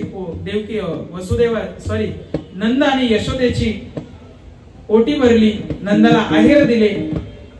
आपल्यासारखं टावेल टोप्याचं प्रमाण त्यावेळेला नव्हतं. त्यावेळेला सोन्या नाण्याचे, हिऱ्या मोत्याचे आहेर केले जायचे, दागदागिने कपडे दिले जायचे, मिठाई फळं दिली जायची. आजकाल माणसं भंगार वस्तू आणतात, कचाकड्याचं शोपीस आणतात, 2-4 वापरण्यातच फुटतील अशी भांडी आणतात, त्याच्यानंतर एखाद दुसरी इस्त्री मारली का जळल अशी साडी आणतात. 10 रुपयाचीच टोपी, ती 10 मिनिटच घालू शकतो अशा पद्धतीची टोपी आणतात. 10 रुपयाचा रुमाल, ज्याच्यानं 10 वेळेला सुद्धा तोंड पुसता येणार नाही असं रुमाल आणतात. बरोबर आहे की नाही? आता मी वर्णन आले म्हणून तुम्हाला सांगतो. माझ्या गावी माझं कीर्तन होतं, सहज गेलो. आमच्या नात्यामध्येच एक जण लागतो, त्याचं नुकतंच लग्न झालेलं होतं, म्हणजे जवळजवळ वर्षभर पकडा ना, 10 महिने वर्ष झाले असतील. आणि त्याच्या घरी गेल्यानंतर सकाळी उठलो, पूजा वगैरे झाली, आता चहा घ्यायला सोफ्यावर बसायचं. आता तो राजबिंडा सोफा, माझ्या आयुष्यात प्रत्यक्ष घडलेली घटना सांगतो. राजबिंडा सोफा. आता मी म्हटलं जाऊन दबक्याने बसावं किंवा गादी आहे, बरं बसलो तो बसलो, 2 खिळे माझ्या उडाला टोचले आणि कडक पार्श्वभाग जाणवला. मी म्हटलं याला सोफा असं नाव दिलं असताना हा बाजेसारखा का लागतोय? उलट बघायला गेलं तर बाज याच्यापेक्षा जास्त आरामदायी आणि सुखदायी असते, सुतळीने बांधलेली, चराटाने बांधलेली, आणि हा सोफा हा असा का लागतोय? मी त्याला म्हटलं, त्याने माझ्या चेहऱ्यावरच ओळखलं, झालं काय नक्की? तो म्हणे महाराज काय झालं? म्हणे अरे दादा सोफ्यावर बसलो, जरा वेगळंच जाणवलं. म्हणे काही नाही, सोफा असाच आहे. म्हटलं अरे दादा सोफा असा नसतो. मी काय म्हटलं, काय कोणत्या असं काही लंकेतनं अंदमान निकोबार काळ्या पाण्याच्या शिक्षेवरनं आलो नाही. म्हटलं मी आयुष्यात सोफा पाहिलेला आहे. नाही म्हणे आमच्याकडे लग्नात असेच सोफे दिले जातात. माझं बोलणं कळलं का? पण तो सोफा सोफा जाणवला नाही पाहिजे, बसायलाही सोपा झाला पाहिजे, उठायलाही सोपा झाला पाहिजे, अशा पद्धतीचा सोफा. बरं कपाट अशी द्यायची का 2-4 महिन्यातच त्याचे दरवाजे निखळले पाहिजेत? शोकेस असे द्यायचे का त्याच्या काचा तुटून पडल्या पाहिजेत? अशा पद्धतीचं सामान आपण लग्नात देतो. मायबाप मंडळी, एक विनंती तुम्हाला आहे, मारवाडी समाज जो आहे ना त्यांच्याकडनं एक शिकवण घ्या. ती मंडळी कोणाच्याही सुखाला जाऊ अथवा दुःखाला जाऊ, ती मंडळी पाकिटात पैसे भरतात. ज्याला 10, 20 रुपये, 100 रुपये, 500 रुपये जे काही देता येईल, तुम्ही काही करू नका. त्या 10-20 रुपयाच्या टोपीच्या ऐवजी ते 20 रुपये पाकिटात घाला आणि त्या व्यक्तीच्या हातात ठेवा. कारण सध्या किंमत पैशाला आहे. तुम्ही त्याच्या हातात टोप्या देऊन त्या टोप्या दमडीलाही विकल्या जाणार नाही किंवा त्या टोपीचा काडी मात्राचा उपयोग नाही, परंतु तेच 10 रुपये उद्या जर त्याला गरज लागली तर तो खर्च करेल आणि त्याच्या वेळेला तुम्ही उपलब्ध झालात. तुमच्यामुळे त्याची वेळ सरली आणि त्याला फायदा झाला किंवा त्याचं हित झालं म्हणून तो तुम्हाला आशीर्वाद दिल्याशिवाय राहणार नाही. त्यामुळे अशा गोष्टी करा ज्या समाजासाठी हितकारक असतील. अशा गोष्टी करू नका का ज्या समाजासाठी घातक असतील. विठ्ठल विठ्ठल. भगवंताचा जन्म नंदाच्या घरी झाला. प्रत्येकाला आहेर नंदाने केला, प्रत्येकाचा मान सन्मान केला. सर्वजण आपापल्या घरी गेले. भगवंताचं लीला चिंतन सुरू झालं आणि अनंत ब्रह्मांडी उदरी असलेला परमात्मा भगवंताच्या दारात खेळू लागला. भगवंताच्या नंदाच्या दारामध्ये जन्माला येऊन लीला करू लागला. आणि कशा पद्धतीच्या लीला? तळवे तळहात, तळहात टेकीत, तळवे तळहात, तळहात टेकीत, माव्या गुडघ्याने गुडघ्याने रांगत, माव्या गुडघ्याने गुडघ्याने रांगत,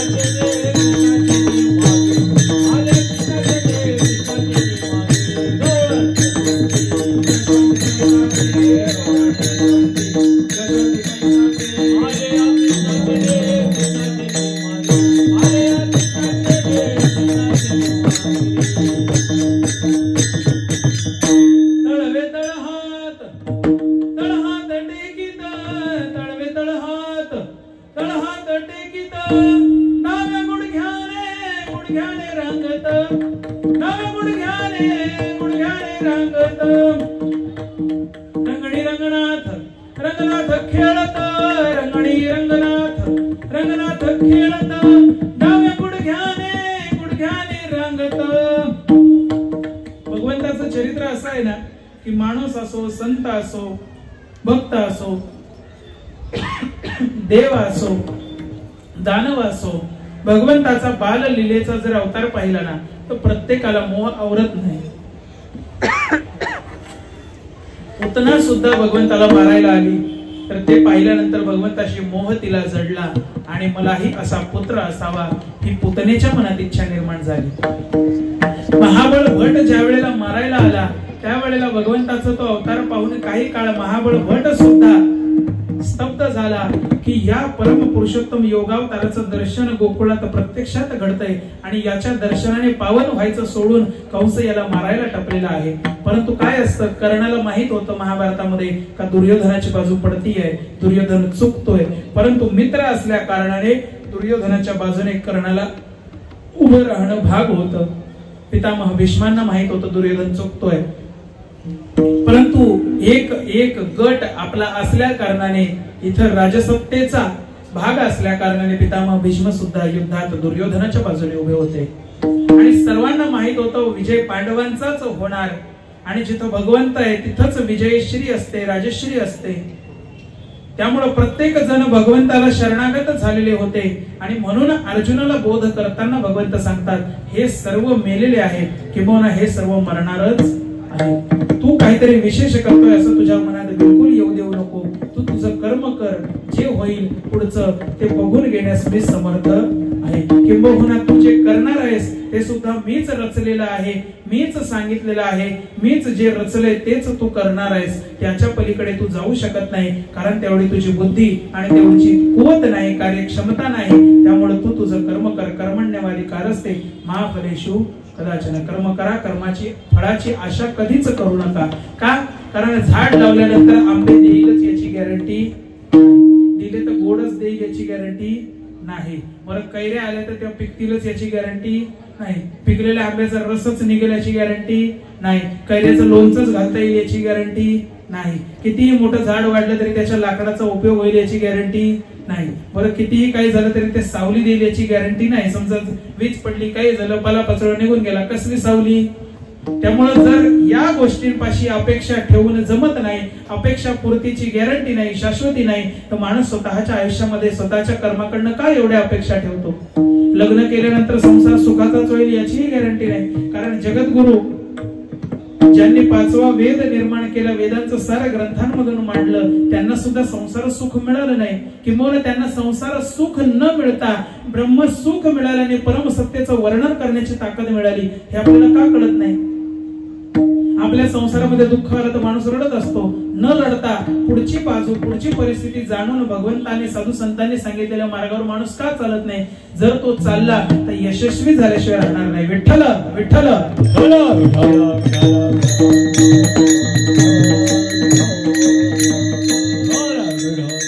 भगवंताचा अवतार आणि ते स्वरूप इतकं गोड होतं तर प्रत्येकाला मोह आवरायचा नाही. भगवंताला पाहता क्षणी प्रत्येक जणाच्या मनात भगवंत भरायचे. आणि भगवंताच्या लीला एवढ्या मोठमोठ्या स्वरूपात गोकुळात सुरू झाल्या की त्याचं वर्णन करता करता साधू संत थांबले, प्रत्येक अभंग पूर्ण उरले, कित्येक सप्ते काले कीर्तनकार गेले, परंतु भगवंताचं वर्णन काही संपलं नाही. आणि त्या भगवंताच्या एवढ्या लीला अगाध, एवढा त्रास वेदनादायी होता, किंबहुना आश्चर्यकारक होता का प्रत्येक जण वाड्यावर यायचं आणि यशोदेकडे गाढाणं सांगायचं, तक्रार करायचं, परंतु आपलं बाळ ते आपलं बाळ, दुसऱ्याचा तो बाब्या, आपला तो बाब्या, दुसऱ्याचा ते. आता मी हरिभक्त असल्या कारणाने मी आपल्याला कार्टन, दुसऱ्याला बाब्याच म्हणणार. कारण माझ्या मुखामध्ये भगवंताची वाणी असल्या कारणाने चराचरात ब्रह्म दिसतं. माझ्या मागे मला काही दिसत नाही, माझ्या पुढे भगवंतच दिसतो. किंबहुना मागे पुढे उभा राहे सांभाळित, म्हणून मागेही तोच आहे, पुढेही तोच आहे. त्यामुळे वाईट ते माझ्यातच आहे आणि या चराचर सृष्टीत जे काही चांगलं आहे ते माझ्यासाठीच आहे. ही भावना माझ्यात असल्या कारणाने माझी मन मागे पुढे होऊ शकते. परंतु यशोदेच्या बाबतीत तसं व्हायचं नाही. ज्या वेळेला गाऱ्हाणी यायची त्यावेळेला यशोदा म्हणायची, माझं बाळ काहीच करत नाही, ते खूप चांगलं आहे, तुमचीच मुलं द्वाड आहेत, तुम्हीच खोटे आहात. खोटी गारणी घेऊन येतात. बाळ सगुण गुणाचे ताने ग बाळ दिसते गोजिरवाणे, बाळ सगुण गुणाचे ताने ग बाळ दिसते गोजिरवाणे, बाळ सगुण गुणाचे ताने ग बाळ दिसते गोजिरवाणे, बाळ सगुण गुणाचे ताने ग बाळ दिसते गोजिरवाणे.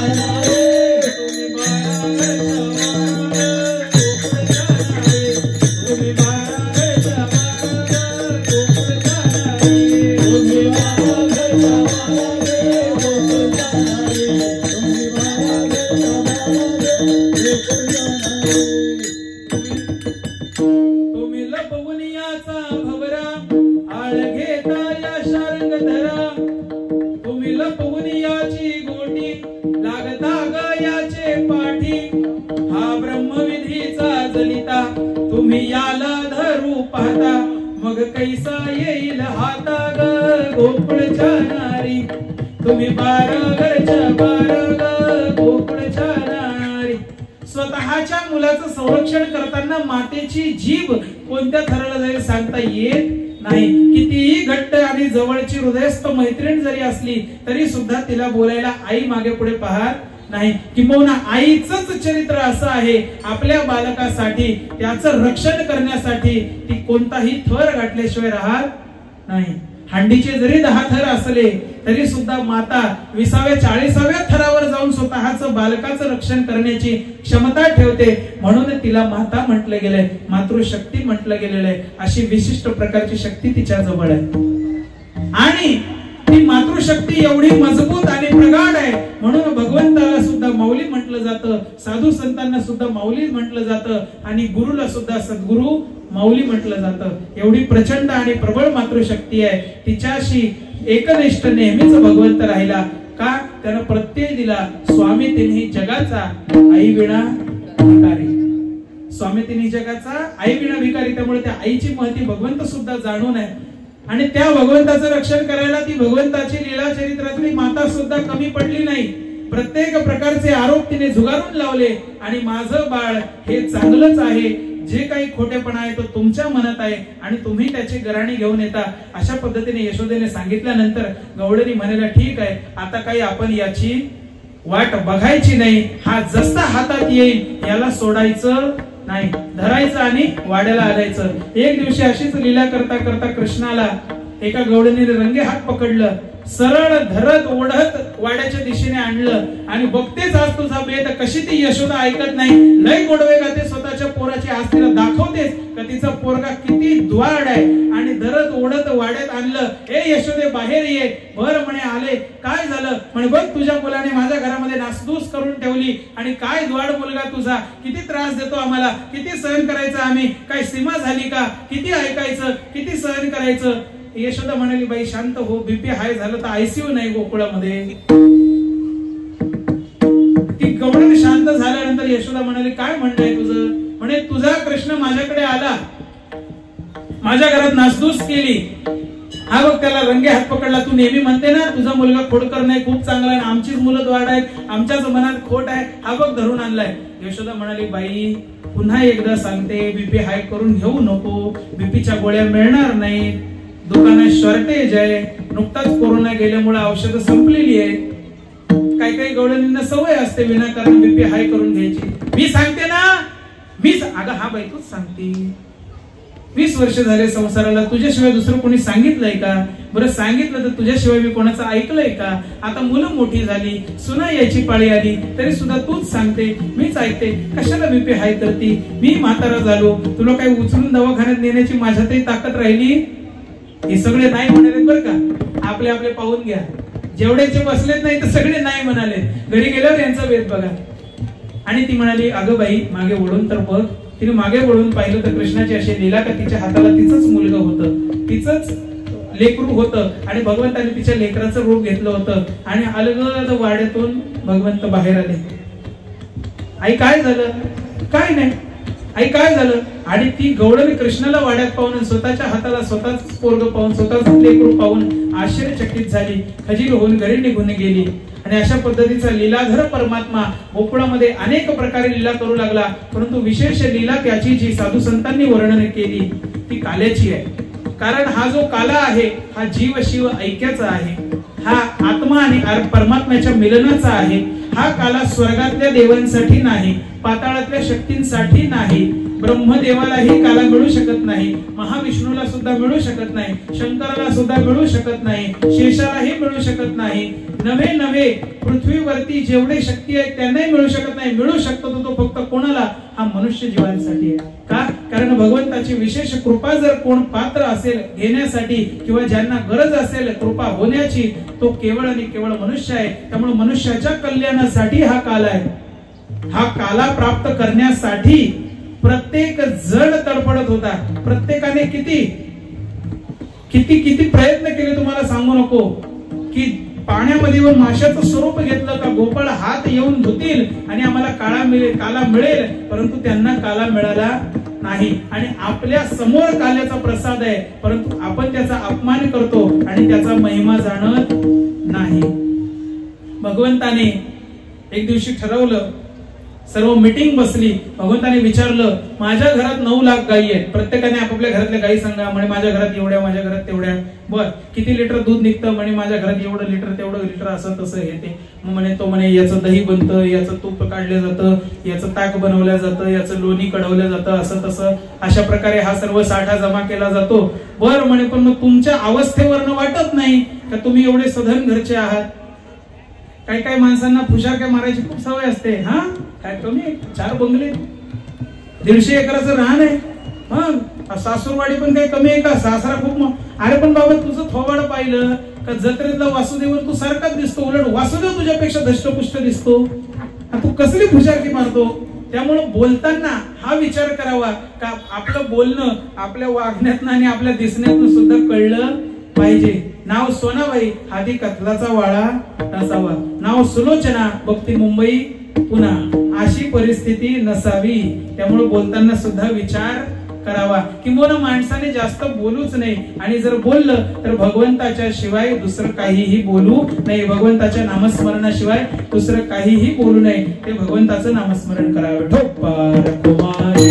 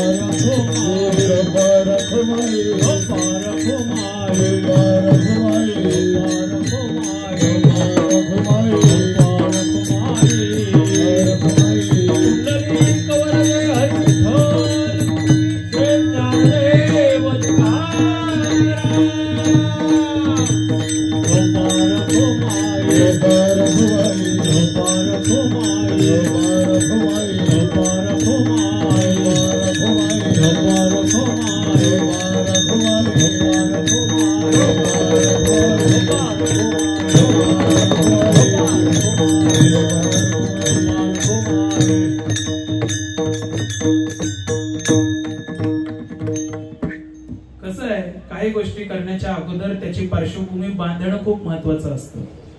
दवाखान्यात पेशंटला पाहायला जाताना किंवा रुग्णावर उपचार करायला जाताना डॉक्टरला आणि रुग्णाला पाहायला जाताना आपल्याला सुद्धा काही प्रिकॉशन ठेवावं लागतं. हातपाय स्वच्छ धुवावे लागतात.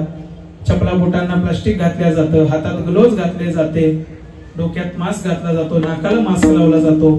अशा पद्धतीची पूर्व सावधानता प्रत्येकाला ठेवावी लागते. त्यामुळे काल्याचा हा अगम्य असा परिणामकारक कृपाकारक प्रसाद घेण्याच्या अगोदर आपण सुद्धा भगवंताचं नामस्मरण केलं पाहिजे. म्हणून तुम्हा सर्व मायबाप मंडळींच्या मुखातनं भगवंताचं नामस्मरण करून घेतलं.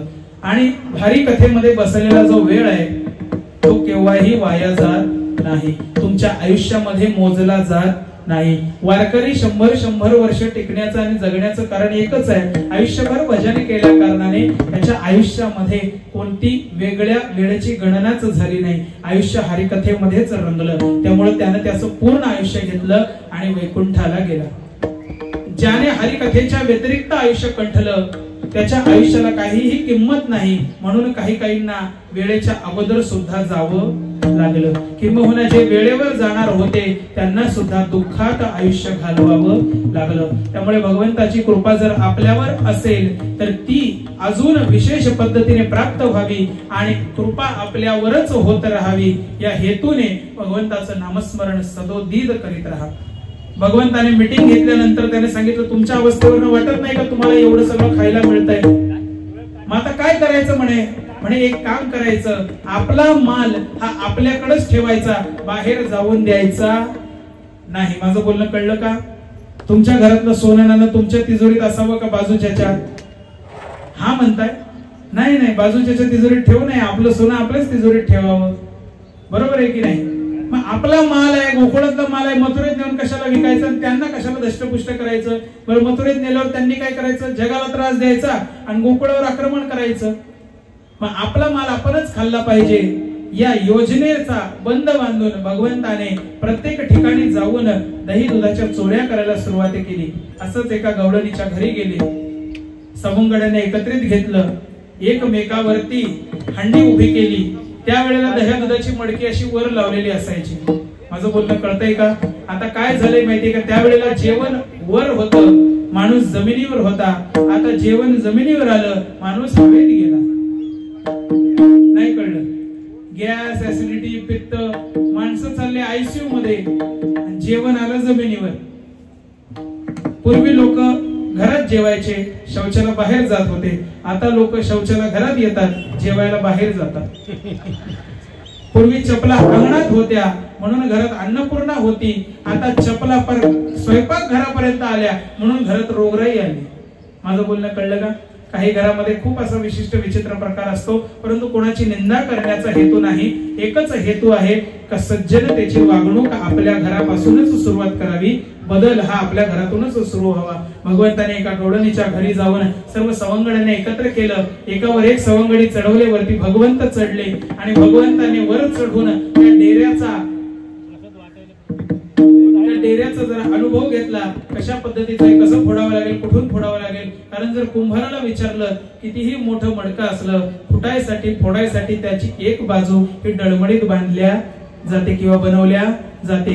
मडकं 100% मजबूत नसतं. पण आता कुंभार संस्कृती अस्तित्वात न राहिल्यामुळे मशीनवर मडकी बनायला लागली.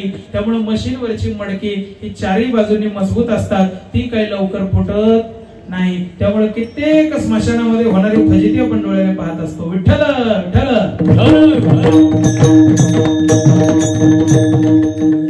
कवटी फुटायची वेळ आली पण मडकं काही फुटत नाही. आता ते आपल्याकडे ते ठोके मारून त्याला होल पाडायचे, ते होल पाडायच्या ऐवजी मडकं पडलं. कितीतरी मोठमोठ्या लोकांच्या याच्या त्या फजित्या पाहिल्या.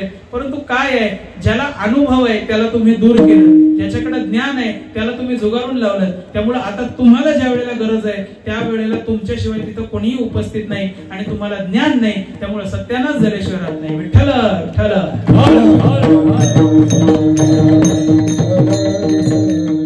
भगवंताने हंडीचं आयोजन केलं. त्या डेऱ्याचा जरा आढावा घेतला, कसं फोडायचं, कुठून फोडायचं, काय करायचं, आणि एकच ठोका दिला आणि त्याच्यातला जो प्रसाद होता तो खाली पडू लागला. दही, दूध, त्याच्यात जे काही लोणी वगैरे होतं ते पडू लागलं. परंतु आता ते इथून इथं देईपर्यंत सांडून जाईल. मग काय करायचं, त्याला तिरपा हात लावायचा आणि ते कोपरापर्यंत ओघळलं की सवंगड्यांना सांगायचं इथं तोंड लावा आणि इथून तो प्रसाद भक्षण करा. म्हणजे मंडळी विचार करा, आपल्या कोपराचा किती सदुपयोग असू शकतो. माणसाने आयुष्यामध्ये कोपराचा कधीच सदुपयोग केला नाही, दुरुपयोग केल्याशिवाय माणूस राहिला नाही.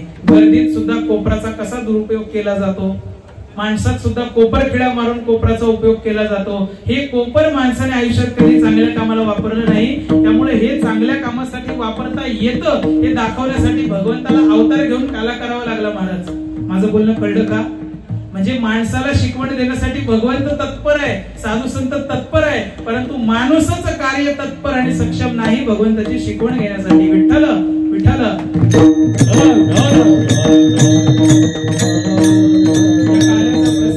काल्याचा प्रसाद भगवंताने प्रत्येकाला दिला. प्रत्येकाने काला घेऊन तृप्त झाले. तोच काला साधू संतांनी वळवंटात केला. साधू संतांच्या कृपाशीर्वादाने आज जगात प्रत्येक ठिकाणी आपण काल्याचं आयोजन करतो, काल्याचं नियोजन करतो. नाहम वसामि वैकुंठे योगिनां हृदय तथा यत्र गायन्ति मदभक्ता तत्र तिष्ठामि नारद या युक्तीप्रमाणे 7 दिवस या ज्ञान यज्ञाच्या ठिकाणी भगवंत उपस्थित राहिला. आणि एकच टाळी झाली चंद्रभागे वाळवंटी, माझा ज्ञानराज गोपाळांसी लाह्या वाटी. बरोबर की नाही? नामदेव कीर्तन करी पुढे देव नाचे पांडुरंग. त्यामुळे जिथं कीर्तन चालू असतं तिथं भगवंत स्वतः नाचत असतो. आणि जिथं भगवंताचा सहवास आहे, नुसता देवाने हात वर केला तरी कल्याण होतं, नुसता देव येऊन उभं राहिला तरी सुद्धा कल्याण होतं. परंतु आल्यानंतर तिथं आनंदाने नाचला, तिथं सृजलाम सुफलाम झाल्याशिवाय राहत नाही. त्यामुळे अशा या भूमीवरती 7व्या दिवसाची ज्ञान यज्ञाची पूर्ण होती, 8व्या दिवसाची. आणि या ठिकाणी काल्याचा प्रसाद आपल्याला मिळणार आहे, तो आपण सर्वांनी घ्यायचा आहे. ज्ञानेश्वर माऊली भजन होईल, जय विठ्ठल भजन होईल, बोलिले लेकुरे झाली, हे काल्याचा अभंग होईल, हंडी फोडल्या जाईल आणि तुम्हा सर्वांना प्रसाद दिला जाईल. कृपया घाई गडबड करू नका. कोणी कोणाशी न बोला, हळूहळू चला, कोणी कोणाशी न बोला. तुका मने सांडा घाटे, येणे नका भरू मोठे, या तरी यारे लागे अवघे माझ्या मागे मागे. मी सांगितल्याप्रमाणे करा, भगवंताच्या प्रसादाला कृपा प्राप्त व्हा. महाराज ज्ञानेश्वर माऊली, माऊली ज्ञानेश्वर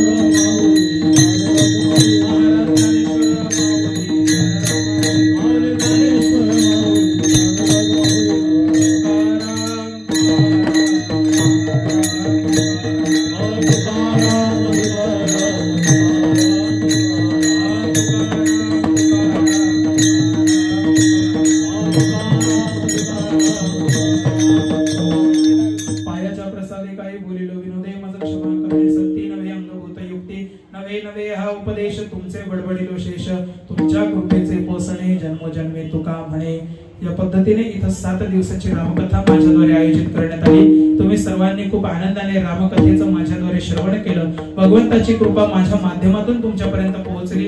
मी केवळ माध्यम होतो, मी कोणी विशेष नाही, तुमच्या सारखाच आहे, तुमच्या एवढाच आहे, परंतु मला ती संधी देऊन भगवंताची कृपा तुमच्यापर्यंत आणण्याचं साधन बनवून तुम्ही कृपा प्राप्त केली। तुम्हा सर्व माईबापांच्या चरणी साष्टांग दंडवत। भगवंताची कृपा झाली का एवढं चांगलं आयोजन आपल्याकडे झालं आणि या मारुतीरायाच्या सानिध्यात या भगवान शंकर देवादिदेव शंकर महादेवाच्या सानिध्यामध्ये आपण 7 दिवस ज्ञान यज्ञ केला।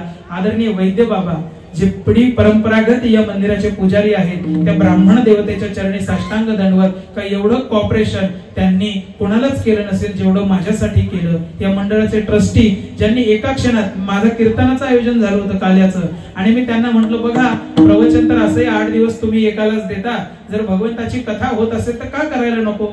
त्यांनी 1 मिनिटात मला रिटर्न कॉल केला म्हणे महाराज कथा कन्फर्म करा। म्हटलं ठीक आहे हरकत नाही। 7 दिवसाची रामकथा झाली, आजचा कालाही संपत आला। हे 8 दिवसाचं बंधन सुटता सुटत नाही एवढं मायेचं आवरण झालंय। रोज घाई गडबडीत येऊन तुम्हाला पाहायची तुम्हाला कथा ऐकवायची सवय झाली आहे, त्यामुळे पुढचे 2-4 दिवस का होईना त्रास होणारच आहे, तुमची आठवण येणारच आहे। परंतु आपण हरिभक्त असल्या कारणाने विष्णुपुत्र असल्या कारणाने आपण बांधवच आहोत। आपला भाव काही तुटला जाणार नाही, आपला संबंध कधीच मोडणार नाही। आपण असेच एकत्रित राहू। आदरणीय दत्ताराम महाराज त्यांना रामनवमीसाठी गावाला जायचंय, दरवर्षी माझ्या कीर्तनामुळे त्यांना उशीर होतो। आदरणीय आव्हाड महाराज दररोज बोरिवलीवरने यायचं, इथे कीर्तन श्रवण करायचं, कीर्तन झाल्यावर बोरिवलीला जायचं, रात्रीचे 12:30-1 वाजतात तरी सुद्धा टेन्शन घ्यायचं नाही, कारण भगवंताचं राखण आहे। भगवंताशिवाय कोणाला दुसऱ्याला भजायचं नाही, भगवंताचं नामस्मरण सोडून दुसरं काही पाहायचं नाही। ही भक्ती असल्या कारणाने हे सर्व प्राप्त होतं। तुम्ही सर्व मायबाप मंडळी बसून उपस्थित राहून माझी कथा श्रवण केली। महाराज एवढं लांबून आले, महाराजांना निमंत्रण देण्यात आलं का तुम्ही सप्ताहात या, आम्हाला सर्वांना मार्गदर्शन करा, आम्हाला गायनाची साथ करा। महाराज एकटे आले नाही तर आपल्या सवंगड्यांना आपल्या शिष्यांना विद्यार्थ्यांना एकत्रित घेऊन आले आणि महाराज सगळ्यात जास्त कठीण तपश्चर्या ही संप्रदायामध्ये राहून माधुकरी मागून भगवंताची सेवा करून कला आणि ज्ञान जोपासण्याची असते ते हे मंडळी करताय। तुम्हा सर्वांच्या चरणी साष्टांग दंडवत। पखवाज आणि दुदुंबी ही स्वर्गातून आलेली वाद्य असल्या कारणाने वाजवायला अतिशय कठीण आहे, त्यामुळे जो पखवाज वाजवतो तो सर्वश्रेष्ठ असतो, कारण पखवाज आणि माणूस दोन्ही एकत्रित एक स्वरात बोलतात। असं कठीण वाद्य वाजवून कीर्तनात साथ केली। पखवाजाच्या चरणी साष्टांग दंडवत, गायनाचार्यांच्या चरणी साष्टांग दंडवत। 7 दिवस गाऊन तुमचा गळा बसलाय, परंतु एवढा असून सुद्धा माझ्यासाठी कीर्तनाला पंचपदी म्हटलात, त्यामुळे त्रिवार तुम्हाला दंडवत। कारण दुसऱ्याचं भलं व्हावं म्हणून मी त्याच्यासाठी वाट मोकळी करावी ही व्यवस्था समाजात राहिलेली नाही। वारकऱ्यांनी ती जपली आहे आणि ती साधू संतांची शिकवण अंगी बांधून तुम्ही पंचपदी आणि मला साथ केली। तुम्हा सर्व गायनाचार्य आणि टाळकरी जेवढे आहे तुम्हा सर्वांच्या चरणी साष्टांग दंडवत। आणि एवढा नारदाचा भगवंताचा कृपापात्र विणा खांद्यावर घेऊन कीर्तनामध्ये नाचणं हे काही सोपं नाही। मी जरी 16 वर्षापासून महाराज असलो तरी सुरुवातीचे 7-8 वर्ष विनेकरीच होतो, म्हणजे कीर्तनही करत होतो, विनेकरही होतो। मी ही सिस्टम मधूनच पुढे आलेलो आहे। मी काही म्हणतात ना नेपोटिझमने किंवा असं काही व्यवस्थेद्वारे किंवा असं वशिल्याने पुढे आलेलो नाही। त्यामुळे भगवंताच्या सिस्टीम मध्ये पुढे आल्या कारणाने वीर विठ्ठलाचे गाढे, त्यामुळे कुठेही उभं करा, कसंही उभं करा, कोणताही ग्रंथ समोर आणा, आपण काही कुणाला घाबरत नाही, कारण तुमचा बाप कोणी का असना माझा बाप हा जगाचा बाप आहे, त्यामुळे मला घाबरायची गरज सुद्धा लागणार नाही। असा भगवंताचा प्रसाद श्रवण करायला आपण बसलो। साऊंड सिस्टीम वाल्या दादांनी 8 दिवसामध्ये एकदाही शिट्टी वाजू दिली नाही, 8 दिवसामध्ये एकदाही त्रास होऊ दिला नाही। मला शूटिंग साठी वेगळा माईक लावावा लागला नाही, कारण त्यांचा माईक एवढा जबरदस्त होता का तिथं कशाची गरजच लागणार नाही। त्यामुळे त्यांच्यासाठी टाळ्या वाजवा, मंडपवाल्यासाठी टाळ्या वाजवा। जे प्रत्यक्ष अप्रत्यक्ष सर्वांनी इथं सहकार्य केलं किंवा येऊन भगवंताचं दर्शन जरी घेतलं त्या सर्व मायबापांच्या चरणी साष्टांग दंडवत। विठ्ठल जय जय विठ्ठल।